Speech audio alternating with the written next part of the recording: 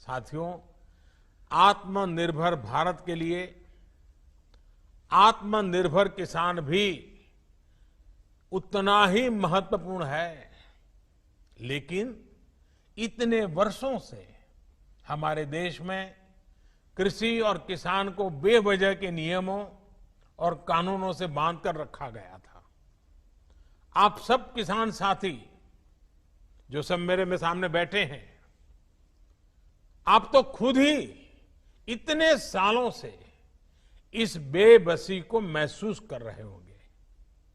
किसान अपनी फसल कहां बेच सकता है, अपनी फसल को स्टोर कर सकता है या नहीं कर सकता है, ये भी तय करने का अधिकार किसान को नहीं दिया गया था। इस तरह के भेदभाव वाले कानूनों को हमने 2 सप्ताह पहले खत्म कर दिया है। अब आप कहां फसल बेचेंगे, ये सरकार तय नहीं करेगी, बाबू लोग, अधिकारी लोग तय नहीं करेंगे, बल्कि आप, मेरा किसान खुद तय करेगा।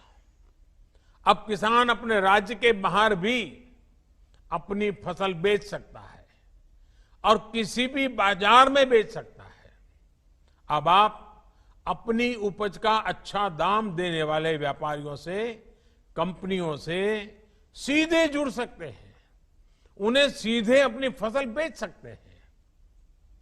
पहले जो कानून फसल के स्टॉक करने पर रोक लगाता था, अब उस कानून में भी परिवर्तन कर दिया गया है। साथियों, आत्मनिर्भर भारत पैकेज में किसानों की फसल रखने के लिए कोल्ड स्टोरेज बने, किसानों को सीधे बाजार से जोड़ा जाए, इसके लिए भी 1 लाख करोड़ के निवेश की घोषणा की गई है। जब किसान बाजार से जुड़ेगा तो अपनी फसल को ज्यादा दामों पर बेचने के रास्ते भी खुलेंगे। आपने आत्मनिर्भर भारत अभियान के तहत एक और फैसले के बारे में भी सुना होगा।